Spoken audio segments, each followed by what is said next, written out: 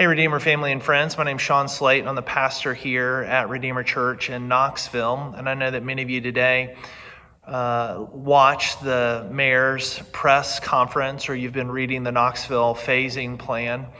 And you've been asking the question, when is Redeemer going to reopen? And I just want to say, first, Redeemer's always been open. We've never closed. We continue to be who God has made us to be. We're a community of people trying to learn how to love God. We're trying to learn how to love our neighbor as we rest, as we remind, and as we reflect the love of God to us. And so we continue to do that, even though we don't meet together in person. But I know that what most of you mean is, when are we going to start meeting together again, and on what date? And I just want to say, Redeemer is not dating, we're phasing. And so even though we all want to know a date when all of this will end, like the city, we're going to phase, and we're going to phase with our city. And the city is in phase one, and the primary gist of the phase plan is that they're asking for communities not to gather together in groups larger than 10.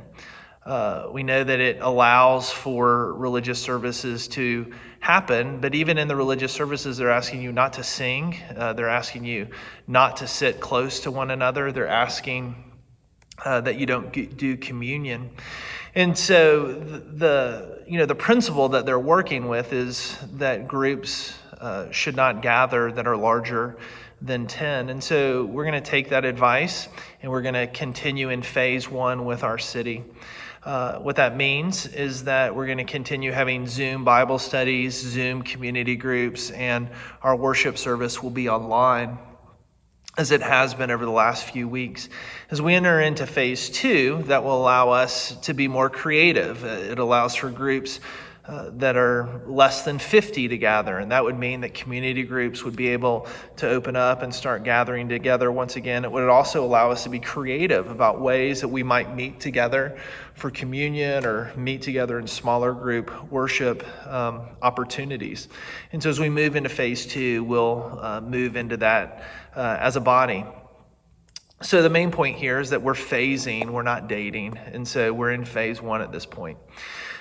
The thing that is probably more important that I want you to be thinking about is this. I want you to ask God how he wants you to grow during this phase and what he wants to teach you.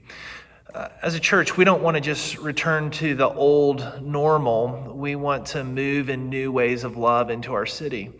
And as we have learned new things about God's great love and care for us, we want to reflect those new ways to our city. And so I would invite you to ask Jesus what ways your life needs to change. I mean, we don't want to just continue in the busyness of our lives, running this way and that way, not thinking about the things we're doing.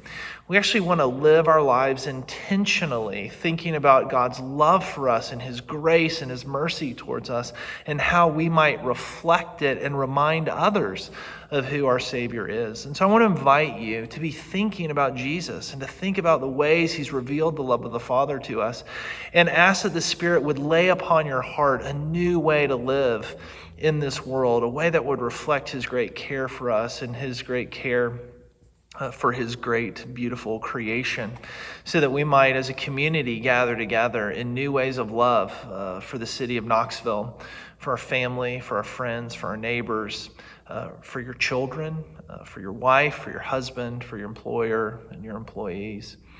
And so may God teach us more of his love as we rest in him and as we're reminded of him, so that more and more we might reflect him in his beautiful world.